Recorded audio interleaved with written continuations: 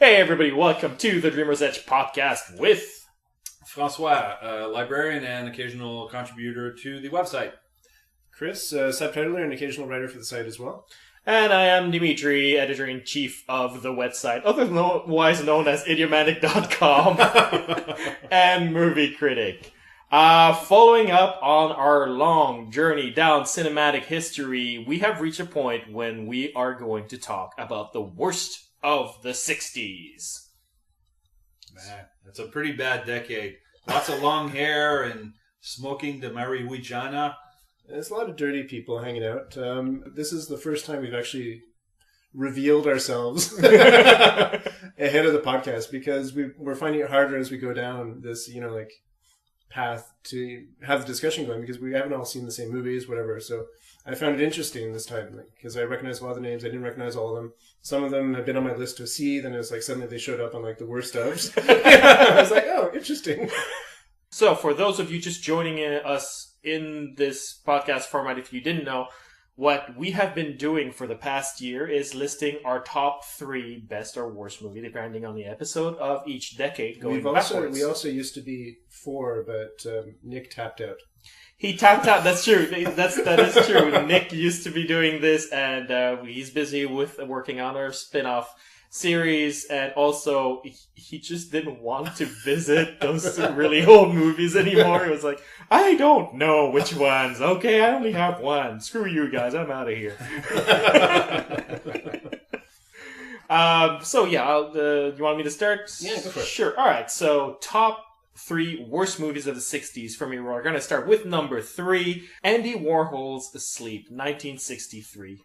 For those of you who aren't familiar with it, it's 2 hours and a half, essentially, of a woman sleeping. And the camera doesn't move. And you're supposed to start admiring the grain and all of these things.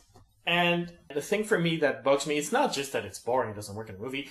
That's obvious. He was trying to do high art, not storytelling entertainment. That's not why I blame him for it. It's just that his idea of removing editing from a movie is sort of like watching the Renaissance painters and going like, you know what? Let's start working with crayons again. It's just, you're not proving anything that wasn't proven at the beginning of cinema. So even as high art, for me, it's a waste of time. Okay. No, I completely agree. And I see your point and disagree with it in that I've got a problem with, I'm a big art fan, but at the same time, I'll go into a museum and I really don't like the video installations. This type of thing belongs there, and all it is an installation. It's an experiment, it's an attempt, it's a pose. Now, what I still find Warhol being interesting in is, going back to your idea about the idea of the Renaissance, is that these people didn't work on their own. Basically, I would work with you and, in your atelier, and, eventually you would teach me how to mix the yellow paint. And oh, wow, now I've been here 10 years. Finally, the blue. You're famous for the blue, And you would draw the outline. I would paint the inside. You would do the background. I would do the clouds. You know what I mean? Then we would probably have gay sex after, whatever. You know what I mean? And, going back to Warhol, basically, he invented the idea of the factory, very famously. But he approached all his art in that way. He took away the idea of ownership. And someone at one point gave him a video camera. And he said, oh, okay, I'll start doing films. And he approached him in that same way. It was just a thing. He took film. And he just pointed the camera and he kind of stepped back. And he was like, oh, I'm not doing anything, but I put my name on it, so I've done it. Has he done anything? Who knows? But the idea of sleep is where the camera focuses. And it's basically on the abdomen of the person, if I'm not mistaken, if I'm remembering the movie. And basically, you're just watching for 2 hours, not the face, not anything else. You're just watching the abdomen of a person go up and down. This was at the point in art history where they're invested in the idea of line and ownership and whatever. And it's basically, you're just watching this line, almost like the ocean, in a way. You know what I mean? Go up and down, and eventually it gets more and more abstract. And it means nothing. It means absolutely nothing. All you're watching is basically a moving painting. Yeah. And so it is interesting. He's done other things where he's Empire, where he filmed the Empire State Building for 9 hours or whatever it is, with the light going up and down, And another one of my favorite movies by him, when I say favorite, it's within parentheses, but it's just again, it's an interesting thing. It's just he just put a stationary camera, walked away, and he filmed someone's face as they're getting a blowjob. Interestingly, he called the movie Blowjob. Shocking. I don't find it a movie. I just find it like a weird like thing. It's art, that not film. tries to be a painting. Right. You know what I mean? Like, whereas some of the other movies that you put on your list, I'm like, wow, that tried to be a movie and it failed. Right. You know? Yeah, which is why it's number 3. Yeah. But I agree though. Like, it was just like that was the beginning of like, oh, cinema is art. Cinema. It's cinema. It's not a movie. But like, no, it's not always. Like, you know what I mean? What's the crux of what cinema is? You know what I mean? Like, and I think it tried to push it to a place where, no, I don't want to embrace that line of thought necessarily. Yeah. But I'm glad he did it. I see your point. I think to a certain degree, though, the idea of using that as an argument to make cinema art is sort of removing cinema from filming, if you will. Which is like, well, you're not making cinema art; you're making filming shit art. He started out with those movies, you know, like these black and white movies with no voice, and then he eventually became talkies, and then he basically invented a star system, and so even his own progression of bad movies, you know what I mean, like basically imitated Hollywood, which is interesting, you know. That is an interesting at a microcosmic thing. Yeah. Very good point. And then these people started kind of like failing out, drugging out, you know, whatever, you know. But it's like that progression of like him almost like trying to understand film followed. You know what I mean? Like he started adding in the narrative, adding in this, and like and he went at it from a different angle. You know what I mean? But it was interesting the way it kind of approached, you know, or paralleled. You know what I mean? Like what had happened, you know, 50 years before. You know. I think it's one of my criticisms about that, though, is a criticism I have with modern art in general. And listeners, be warned that I am not one of those people who poo-poos modern art systematically. I actually don't. But the thing is, a lot of these artists that started the modern art movements are people who wanted to strip themselves from the rigidity of the education they received and sort of explore new venues of artistic expression. And that's why it looks weird, it's off-putting, or it looks primitive. And they were attempting that, and that I respect. Anything new is not beautiful, you know. Yeah, exactly. And that I respect as a movement. But what happened afterwards is that there was a wave of artists who thought that creating art was always reinventing the wheel, if you will. And I feel Andy Warhol, in his career, certainly has gone into that direction, but with an actual point to make, which makes him legitimate to me. But when it comes to cinema, to call Sleep cinema as opposed to a moving painting, as you called it, I think is misleading because he's reinventing the wheel and has reached a point where it's so primitive that it's like you haven't reached the point where it's cinema yet. Cinema has a narrative, has editing, has camera placement, all of that, which these movies don't. Andy Warhol Sleep doesn't. No. And I agree with you on that point. But at the same time, you're scaling it back to a point where a lot of us haven't had a chance to see movies like that. Yeah. You know what I mean? So by looking at that, then, you know, maybe I'll like another movie more. Moving on. Number 2, 1967 film starring James Bond. Casino Royale, based on the Ian Fleming novel, and turned into a farce. This is not a James Bond movie in the broccoli tradition, if you will. By broccoli, I mean Barbara Broccoli and not the vegetable. United Artists, blah, blah, blah. Yeah, exactly. Blah, yeah. This was a British comedy that was made by people who bought the rights for Casino Royale and just decided to make this really awful, awful comedy that is just... I mean, it's hard to bitch on a comedy because either the humor works or doesn't, but the humor really fell flat for me. I've always looked on Casino Royale as a failed Pink Panther movie for some reason. Yeah. Yeah, you can see that. Like yeah. Weird, sort of around the same phase, but like, and I mean, Peter Sellers has a part in it, but it's not like the main part. No. It's completely the type of thing I hate. Like, just this weird, sprawling narrative that makes no sense. Yeah. Like, you know, and it's like, I don't know why it was made. It makes no sense. Like, there's no theme at the end. It's just like I don't know where to end it. I think like a UFO is going to come, and like, you know, like it's just, it makes no sense. A very like, 60s experimental, goofy, with, hippie-ish culture. Like, but is it experimental? Like, because we've seen this you're right. You're right. It's not a traditional movie, so maybe that's why I'm But it was quite traditional for the time. You know what I mean? Like a lot of movies just kind of did that weird, like Blazing Saddles-ish, like just starts off with a plot. And it's like they don't know how to finish it. Does anybody know? They've done the pitch. They've got the first half of the movie written. They start filming. And it's like on the set, they're like, oh, let's just start doing stuff. Yeah, well, he does that thing that I hate for comedies, the ending, and I'm sure you'll agree with me, Chris, based on your other picks from previous episodes. But it's a lot of these comedies from that period and 70s and 80s on as well, those sort of slapsticky, we don't have to make sense comedies, just end with like mayhem. Because apparently mayhem is hilarious. Yeah. Oh yeah, for sure. Like, I don't know, for some reason I associate those types of endings with the 60s a lot. I don't know if it was like a need to act out or whatnot, but like a goofy, crazy ending. It feels more like, oh, we're going to pile this thing on and this thing. We're about to get into Vietnam and we don't know how to pull out of that. So this is maybe it's like foreshadowing. Like, yeah. Chaos is not inherently funny. It's like, oh, there's a lot of stuff going on and I don't know what's going on and let's throw this in and that in. Oh, there's a pie. Oh yeah. It's like it's not funny. No. It got used in a whole bunch of movies, so who knows? Like, I don't know. It would be interesting to figure out if, like, where all these movies were edited by the same person. You know what I mean? Like, it's just like it went to this one guy who's like, "I'll save your movie." No, and I think the build-up to mayhem that can work in certain instances, and I think that's what they try to reproduce is the idea that if you set up your ducks all in a row and then knock them all down at the same time, it's going to look like a chaotic scene where all of the punchlines are coming out at the same time. I can see how that's effective. But when you're just artificially generating mayhem out of nowhere without setting it up, which is what Casino Royale does, then it's just like, well, you just invited people to a party. Why do I care? I think the first part of your argument was entirely too well reasoned to be what is actually the truth. I think it's really yeah, man, that looks funny. Yeah, let's just do all this. You know, the thing about setting up thing is way too smart, man.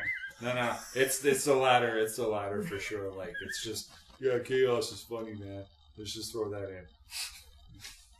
On that note, moving on to number one pick, which is a 1970 movie. Now, keep in mind, the decade starts at the end of the 1970th year, not the beginning of it. So I'm including it. It is Beneath the Planet of the Apes, sequel, of course, to the Planet of the Apes, which we talked about in a previous episode. Is that the one where they're all underground? Yeah. And Charlton Heston has figured out that he's on Earth, has gone to the edge of the Forbidden Zone, and ends up in the underground. Now, there's another astronaut that comes in for God only knows what reason, goes through the exact same motions that we've seen in the first movie, except in accelerated motion, because he has to go through the exact same journey, because otherwise you're not checking the boxes, and then goes under Earth, and then it turns into like one of the worst Star Trek episodes I have ever seen, where they meet underground psychic people who believe in the bomb, and it's just this heavy-handed analogy for bombs are bad. Like, is that the one where the Earth gets blown up? Yeah, that's the one. Yeah. Okay. Which, I still say that maybe I liked it because it was like a very Star Trek-y thing. Like, I take away the Star Trek stuff. Well, I'm just going to say it. Star Trek. No, you know what? Like, there was something so, like, I knew the Planet of the Apes, it was like X number of movies, you know what I mean? Like, and it's just like, I knew there was like 5 in the series, and it's like, I watched the first one, I'm like, wow, this is actually pretty good. I knew some of the things, I thought I knew them, but in the context, it was actually kind of kooky. There's like the weird desert scene, like, it's actually kind of an interesting movie, you know, whatever, you know, like, it's obviously dated. But I knew I still had 4 movies to go. Then I watched the second one, and then I watched the second one, and like, the Earth gets blown up at the end of it. I'm like, but wait a second, my box set has 3 other VHSs. What is happening? I don't understand. Like, well, no one told me about this. Has no one seen this one? So I still have a sense of like nostalgia for that moment of like, before Wikipedia was around, I couldn't read the synopsis right away. You know what I mean? Like, I was stuck there with like, what's going on? I must pop in the next one. What will I do next? You know, it's funny. Planet of the Apes, to me, the whole series, it's a quintessentially depressing, pessimistic universe. Like, it's not a lot of science fiction is really uplifting when you get down to it, though. The ending of Beneath the Planet of the Apes is so bleak. Oh, yeah. The same way, to a certain extent, like, Planet of the Apes is a fairly bleak movie, okay? I mean, like, you know, this astronaut loses his friends. You know, like that final scene is like it's so iconic. But Beneath the Planet of the Apes is sort of like this product of this successful weird movie, which was based on a really kind of a weird book by Pierre Boulle, I think. Who also a really wrote bad one at that. A really bad one at that. And you know, they make this movie which is really odd, and you watch the second one and oh my god, is that a kind of a weirdly depressing movie? And for some reason, what appeals to me about it is just how, yeah, you know, like they had the guts to produce that, and it just went places that I haven't really seen other movies go to. No, I agree. You know, like they really sell the notion of humans being really just a wayward race that has been completely supplanted by these apes who rule them the way. In some ways, we should have ruled ourselves. But that's the first movie. Like that's the thing is like most of what people will praise about Beneath the Planet of the Apes is they'll start talking about the entire series, then praise the first one, and then go, and that's why I like Beneath the Planet of the Apes. But it's like Beneath the Planet of the Apes just coasts on the first one, repeating the same beats in the first 45 minutes. And since you've already seen them, it's sort of like, why am I watching this? And then goes into this really offbeat direction that is entertaining at first because it's so different, but doesn't really get you into a journey because it's always on that bleak beat. And you know, the original Planet of the Apes tricks you by giving you a red herring, by making you think that this guy's going to get out of this situation. And then it's like, burp, burp, burp, you created your own hell, buddy, you know? Yeah. And in this one, it's sort of like, things are fucked, things are fucked, things are fucked, and then the planet blows up. It's like, okay. Like, why do I care? You do, you know, like I admit that you do make a good point there. And particularly, I think you had me when you said people talk about this movie and praise it, but then start talking about the other entries in the series. Mm. And I think you're not wrong there. I think maybe there's something about the way it's presented, like the final narration. Yeah, I mean, it's just so bleak that somebody has to narrate what actually happens in the end because no one's there to actually say that they're dead. It's just like, you know, this planet orbiting this sun, which is now dead. But you're not wrong about that. People like I've recognized that tendency myself. Like I'll tend to praise the series, but when I talk about this one. Yeah. All right, then moving on, Chris. What is your number 3 pick for worst movie of the 60s? I start off with Nutty Professor, 1963. Jerry Lewis, who apes Dean Martin in basically his persona in this movie, because it's basically the Nutty Professor is it's just so poorly acted. It's just weird. You know what I mean? Like, and it's the whole idea of like, oh, he's not an actor, he's a clown. But it's just like, I don't know, why do I need to watch that? But it's done, and then there's basically, he plays a professor who invents a formula that basically does kind of like a Jekyll and Hyde thing. It turns him into like a smooth operator, where he's basically apparently impersonating Dean Martin. So he's just as if anybody could. As if anyone could, but they used to be partners, you know, so, you know, maybe he's better than some. But he's basically like a sexist jackass who walks around and does all these things. But he keeps reverting back to his nerdy, nutty professor character every now and then. Meanwhile, there's like whole sorts of things going on. He's in love with one of his students, blah, blah, blah. Shenanigans happen. Again, one of those movies that just ends poorly. The comedy is so strange and strained. And it's just... And it inspired a remake. And, you know, I was going to say, how does it hold up to the remake? Well, the remake is its own thing. You know what I mean? But it's just like, why did it deserve it? Like, you know... People like Nutty Professors. No, but I will say, give or take a couple of unnecessary fart jokes. The Eddie Murphy version is actually superior to the original. I think so too. You know what I mean? But it has more heart. Yeah, yeah. This one was very like just poorly done. Like there, like so many goofs on the set. Like you're just watching things and like, you know, things are almost falling apart. Like it's just like they filmed it over like 2 months, and, like, you know, on someone else's budget, and it's just like they just figured they're going to make money. I don't know. It's just like it seemed like. It's almost like a money laundering scheme. Like it's just like there is no heart to this movie. Like, and dragging it down is Jerry Lewis's really over the top Jim Carrey-esque buffoonery, which I like you. I don't understand why that's funny. Like I don't understand why an actor behaving like he's not part of the movie is somehow enhancing the comedy I of the don't movie. get it. You know, it's a weird. It distances me from the whole affair. You Mm. know, everyone else acting like people, and then this person acting like no one who would not be in an insane asylum. Yeah. Makes no sense to me. The Jim Carrey comparison is actually very apt. Mm. It's a shoe that fits, I think. Like, I think those two guys have had the kind of a similar, very different times, obviously, and yet very, very similar styles, or what they stand for and whatnot. It dovetails nicely into my second, Mm. which is 1965's Much Adored, but by me. Much. No, I don't hate it. You know what I mean? But it's a movie that I think has just gotten more attention than it deserves. Here's a movie that I recently read. Christopher Plummer basically said, like, why are people still talking about it? I've done so many other things that are so much better.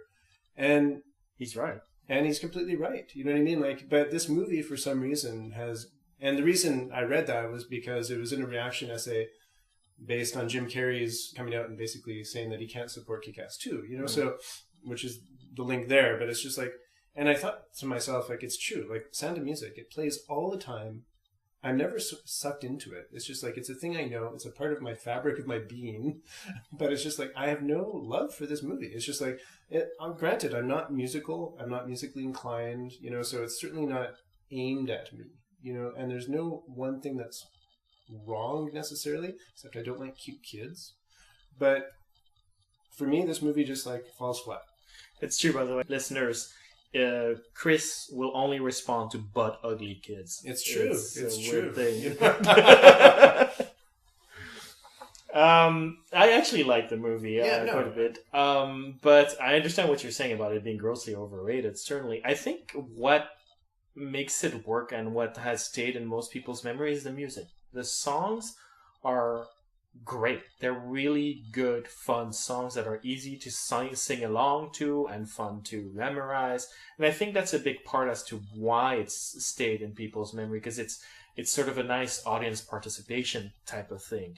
The story linking those song numbers together is not exceptional, though. It's a little bit swing kidsy-ish, to be honest. Yeah, no, I think that's a good. I don't know. Like, I'll be quite honest. Like, I don't mind the movie. I remember really liking the relationship between Christopher Plummer and is it Julie Andrews? Who is it? Yeah, it is Julie. Julie Andrews. Yeah. No, yeah. I mean, I don't know what it is. Like, there's a really, really cool scene where, like, you know, they're talking back and forth, and she stands up to him. It's one of those movies that tries to tell the story of the Second World War and ends up belittling the whole thing.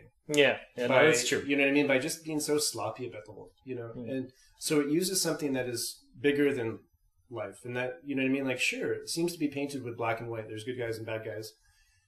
And fine, it's an easy way to kind of frame a story because it's the thing you don't need to explain because we all know that the Nazis are bad guys or whatever. You know what I mean? But it's just like... But they make such great bad guys. But you still have to put a good story around it. You know what I mean? Like, it's just... Shorthand like that only works so much, you know, and then it just becomes sloppy. Yeah. No, I get where you're coming from, definitely. No, they should definitely have been brought together, captured, brought to a stalag where they had to actually break out and really, truly earn their freedom. That would have been awesome. On a motorcycle.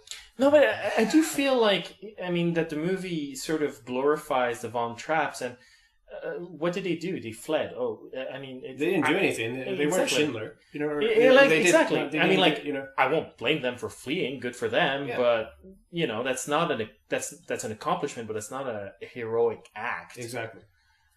And also, you know, history has shown us that the Von Trapp, and especially Maria, not a great person. No. So... I don't know, but she tortured these children. She one of them ended up in an asylum. She didn't want to sing with them anymore because she was fed up with the family singing. So she had her committed to a mental institution where they did shock therapy until there was nothing left of that poor girl's brain. It's the original Jackson 5. I'm actually... I laugh because it's really... sad. I think, Dimitri, you've killed You've poisoned the whole a movie. little part of me right now. I think I'm not going to be able to watch that movie again ever. Oh my god! Oh, Anyway, sweet. no, I'm Otherwise. a little depressed right now because that's horrible. My last is really just kind of an example of something that might have started out as an interesting idea, didn't get fleshed out to anything, and became just a good idea between two friends that still justified an entire movie that made a lot of money and has been a touchstone for civilization ever since. But it's basically Easy Rider, 1969. I just can't get behind this type of movie where it's just What, the big metaphor with a giant M Odyssey type thing? Yeah. Okay. it ushered in a new era of almost like American New Age or A new very temporary era where the stars could actually avoid the Hollywood system yeah. for a little while. Yeah, but already Hopper killed it with his second movie, is what it comes down to, and was never able to get behind a camera again for like at least a decade. You know, now this is Peter Fonda, Edward Hopper, kind of chit-chatting and saying, "Hey, I got this idea. I don't have a plot. Like, you know, want to smoke some marijuana and buy some motorcycles, and you know, like, let's make a movie. Let's do that." Because it all started from the idea of Peter Fonda having an image of bikers, America, westerns, cowboys, freedom, Odyssey. And he's like, I look good in a cowboy hat. I look good on a motorcycle. I'll make a movie about myself and my friend. So basically, they On tried a to motorcycle with a cowboy hat. yeah. And the bad guys are, you know, hillbillies. So they basically do this movie, and it's just like, it starts off fine, and it's just like, and it's basically exactly that. It's the Odyssey. They're just trying to get to New Orleans. What happens in between makes no sense. Long, rambling conversations about freedom and the American way. And then they die. Yeah. You know, and it's Pointless. that's about as flat as the movie is. You know what I mean? Like, I can't, and it's just the fact that it did some sepia tone things and like some drug psychedelic moments, you know, and they actually filmed them smoking marijuana. I don't think that's a justification why this movie is good. But they're dreamers, going through the history, trying to live the American dream, and they die because the American Who are the dream characters? The died, characters are man. named. The characters named Wyatt Yeah. and Billy, Yeah. as direct reference to, like, obviously Wyatt Earp and Billy the Kid, because you know, that's, I think they themselves saw themselves as this. You know what I mean? For sure. For You know sure. what I mean? Like, bigger than life. These lone people. You know, like, society can't hold them back. And then They we don't got to, belong in society. and then we got to watch it. You know what I mean? Like, if you paid the ticket, then you deserved it. You know what I mean? But No, but I mean, like, I will say that, like, the movie really attempts really to just was it buy into the 60s counterculture. Like, it's an attempt to break away from the chains of Hollywood and to make a movie that young people will relate to. Yeah, that's completely what it is. And Disenfranchised youth, too. Yeah. Socially conscious, disenfranchised youth. I think it's one of those movies that's more interesting to read about than to watch. At least for me. You know, that's Maybe. kind of what it comes down to. You know, like, there's a lot of stuff going on behind the scenes. You know, like, it's an interesting. The characters themselves are bigger than life. Like, beyond just the characters they're playing, like the actors. But as a movie, I found it sloppy. It's funny that you mentioned this movie as one of the worst of the 60s, because it's exactly 15 years ago that it was admitted into the U.S. Library of Congress. Yeah. So 1998, that makes it Clinton, I guess, that was in office? Yeah. Yeah, so Clinton disagrees with him, is what I'm saying. Frank, what is your number 3 pick for worst movie of the 60s? I gotta tell you, like, the problem with me is putting them in order. Like, I haven't quite, like... That's the problem with you? I was struggling with which is worse than the ones... Okay, I'm gonna start off with Barbarella, Jane Fonda, 1968. Basically based off the... French comic book. French comic book, which was basically an excuse to have a lot of scantily clad females drifting around on the page, and somebody... Yeah, I'm trying metaphors. So it's a French comic book behaving like an Italian comic book. Yes. Essentially, my whole rationale for this particular movie being on this list is that there are certain ideas that shouldn't that shouldn't be attempted on the big screen, and that's one of them. The Orgasmatron being one of them. The Orgasmatron. Like, I mean, yeah, I mean, it's an excuse to see Jane Fonda naked-ish. Yeah, that's it. Scantily clad, never naked. Which Never is, fully naked. if you're gonna do a movie like Barbarella, if you squint hard enough, though, like there's No, not at it's all. quite prudish as a film. Exactly. Like, for what it sets out to be, like, it ends up, you come away with it, like... And it's in the 60s. Like, that's the thing that shocks me the most. They could have easily gone... Yeah, if you're gonna do artsy softcore porn in the 60s, why not just go full throttle, for lack of a better term? But to give an idea, like, beyond the softcore aspect of it, this movie is completely non sequitur. It's just one random gimmicky scene after the other, one crazy concept with cheesy special effects after the next, and this woman acting like this bubbly moron, it's sort of stumbling her way through the plot. Of which and is rewarded for her stupidity. Oh, yeah. Yeah. Like, I just, that's the other thing that really grates on me. Like, I don't know. I mean... Well, I don't know if that's very different from, like, things like Bananas. But my problem is that it sets out pretending to titillate and it never does. Mm-hmm. That's maybe, you're not wrong there. Oh no, seriously, like the 60s are so full with rich intellectual erotica. Why would you waste your time with Barbarella? It has nothing to offer. Yeah. Speaking of erotica, like, why didn't I name one of the Emmanuel movies as one of the worst of the 60s? Like, seriously, what was I thinking? This was terrible. I thought that was more early 70s. Oh, maybe you're right. I think the first one was like late 60s, but... Maybe. All right, what is your number 2 pick for worst movie of the 60s, Frank? My number 2 pick is not so much a bad movie as a bad actor, though the movie is very bad. It's Green Beret, starring John Wayne. A number of actors have been politically active over the years, but he just felt the need to basically call Hollywood one day and make a movie, supporting the Vietnam War, and it's a propaganda piece. Through and through, very bad. George Takei is in it, but sadly doesn't uplift the movie. He actually took a break. My. He took a break from being Mr. Sulu for a while, so he missed out on a couple of episodes. It's kind of okay though, because Chekhov was actually a better comedic foil at the time, anyways. Sorry, George, but anyways. Yeah, a whole bunch of no fun. It does depict the Soviet. A whole bunch of no fun. That's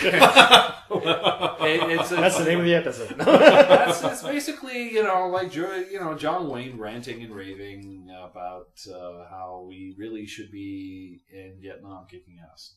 Admit it. The only reason you're mad at this movie is because George Takei was taken away from Star Trek for a while.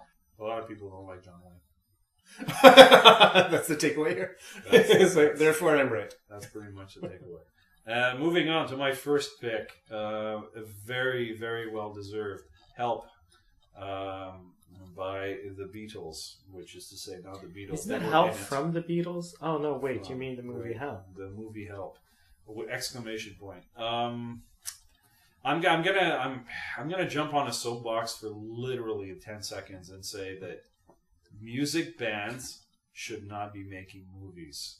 Even as an excuse, as a vehicle for performance and songs, it's a horrible mess. And I guess I'm pointing to that movie. There were others by the Beatles that were actually even worse. I think Magical Mystery Tour is even worse, if that's even possible. Keeping it focused on the Help for a second, we never actually said what Help was about. Now, my memory. Ringo gets a ring.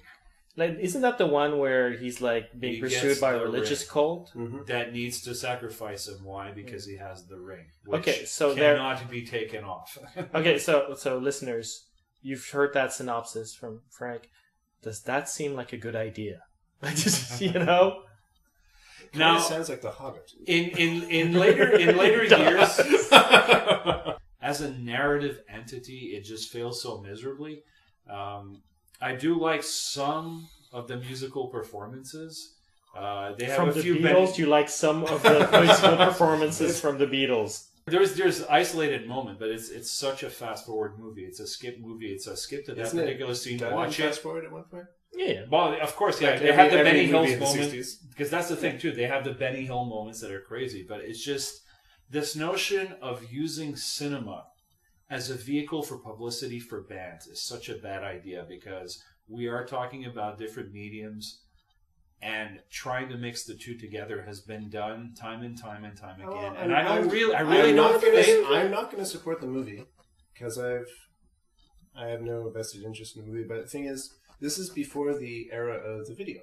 Yeah. You know what I mean? So It is. So it you is don't like- you've got America's Pops or whatever. Like you probably have a couple of these like or like I don't know Solid Gold. I have no idea what was on TV at the time, but it's just like there was but you had no music video world. You know what I mean? Like which is a perfect venue for like this dreamscape of the music. Like mixed with like cinema, whatever. And this is what these movies were. These movies were the beginning of videos, and eventually they got cut up into videos. No, but that's the thing. Cut them up on videos, absolutely. But this is the progression. But stick a ring on that's- Ringo and have him try to be sacrificed, which by the way is a fairly gory. Yeah, I know. weird... Like, I find that the premise is weird for this sort of vehicle. You want something light, you want something fun, you want something upbeat. It's like evil religion and murders. And human sacrifice doesn't usually. They're already so big at that point. I wonder if they probably had a say in it. Like they probably hated the fact that people were like adulating them. I think the through line that we've got out of this, discussion is basically that there's it's the laziness of storytelling that bothers. Whether it's the comedy, whether it's this thing that shouldn't really be a movie, whether it's like the art house thing that really like does it deserve the name of movie? You know what I mean? Like. Yeah. I don't know, and I agree. You know what I mean? Like there's something about that decade where it's just like they had good ideas, and it's just like, but some of their worst movies like really encapsulate this like lazy attitude, to what it is they're actually producing, like the final product. I think a lot of it has to do with the fact that we're finally moving away from a very tight control that the studios had in the 50s, 40s, and 30s into something where independent cinema can really step in. And the thing is, making a movie is not easy. And exactly. You need someone to basically be saying like, okay, well, here's the budget. What are you doing? What are you doing? Yeah, pushing people. It's an enormous enterprise. And so, yeah, the worst movies that we're listing, a lot of them are independent films that are just made by people who, maybe just didn't have the energy and the fortitude to go through all the way to the end, or just maybe just were too high to really bother with the details, Yeah. Bloated is what it comes down to. Yeah. All right, well, on that note, it's a good note to end, too. If you want to share with us your thoughts about the 60s, your worst movies of the 60s, you can write us at mail@idiomatic.com or post a comment at idiomatic.com. We're also on Facebook. We're also on Twitter. We're also on iTunes. Small message there. If you could like us on Facebook, follow us on Facebook, it would help us enormously in delivering content for you on a regular basis. So if you haven't done so already, please like us on Facebook. Like us. We need your help. We lack affection, generally speaking, is what I'm saying. Toodles.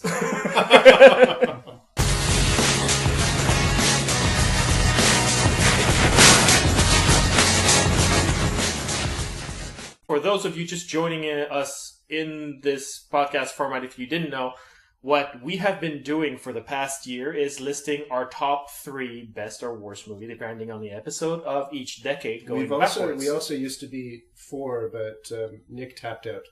He tapped out. That's true. That is true. Nick used to be doing this, and he's busy with working on our spin-off series, and also he just didn't want to visit those really old movies anymore. It was like, I don't know which ones. Okay, I only have one. Screw you guys. I'm out of here. So yeah, you want me to start? Yeah, go for it. Sure. All right. So top 3 worst movies of the 60s for me. We're going to start with number 3, Andy Warhol's Sleep, 1963.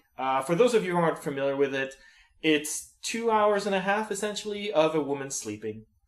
And the camera doesn't move. And you're supposed to start admiring the grain and all of these things. And the thing for me that bugs me, it's not just that it's boring, it doesn't work in a movie. That's obvious. He was trying to do high art, not storytelling. And another one of my favorite movies by him, when I say favorite, it's within parentheses, but it's just like, again, it's an interesting thing. It's just like he just put a stationary camera, walked away, and he filmed someone's face as they're getting a blowjob. Interestingly, he called the movie Blowjob. Shocking. I don't find it a movie. I just find it like a weird thing. It's art, not film. Tries to be a painting. Right. You know what I mean? Like, whereas some of the other movies that you put on your list, I'm like, wow, that tried to be a movie and it failed. Right. You know? Yeah, which is why it's number 3. Yeah. But I agree, though. Like, it was just like, that was the beginning of like, oh, cinema is art. Cinema. It's cinema. It's not a movie. But like, no, it's not always. Like, you know what I mean? What's the crux of what cinema is? You know what I mean? Like, and I think it tried to push it to a place where, no, I don't want to embrace that line of thought necessarily. Yeah. But I'm glad he did it. I see your point. I think to a certain degree, though, the idea of using that as an argument to make cinema art is sort of removing cinema from filming, if you will. Which is like, well, you're not making cinema art; you're making filming shit art. He started out with those movies, you know, like these black and white entertainment. That's not why I blame him for it. It's just that his idea of removing editing from a movie is sort of like watching the Renaissance painters and going like, you know what?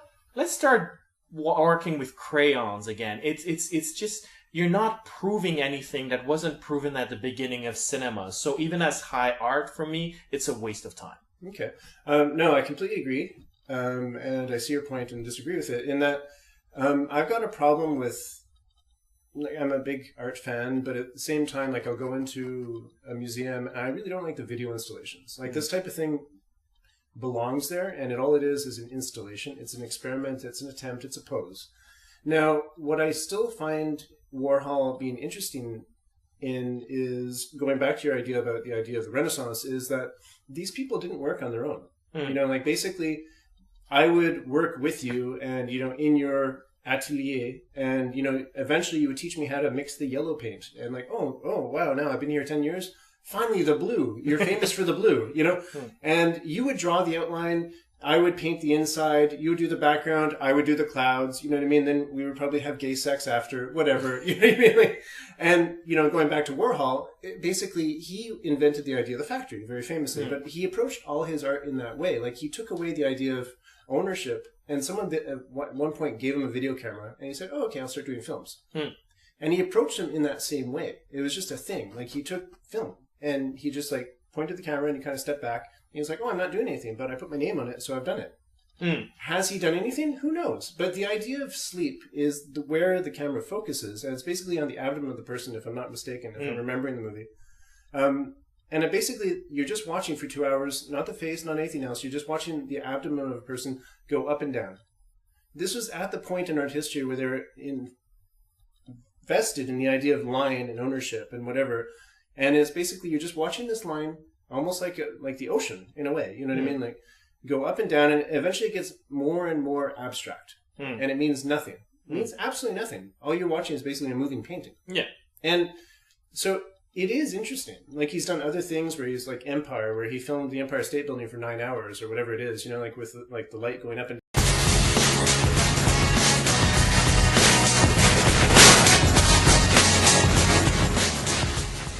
Hey everybody, welcome to the Dreamer's Edge podcast with Francois, a librarian and occasional contributor to the website.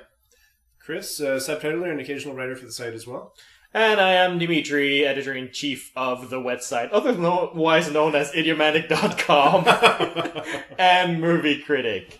Following up on our long journey down cinematic history, we have reached a point when we are going to talk about the worst of the 60s. Man, it's a pretty bad decade. Lots of long hair and smoking the marijuana. There's a lot of dirty people hanging out. This is the first time we've actually revealed ourselves ahead of the podcast, because we're finding it harder as we go down this, you know, like, path to have the discussion going, because we haven't all seen the same movies, whatever. So I found it interesting this time, because I recognized a lot of the names. I didn't recognize all of them. Some of them have been on my list to see. Then it was like suddenly they showed up on like the worst ofs. I was like, oh, interesting. So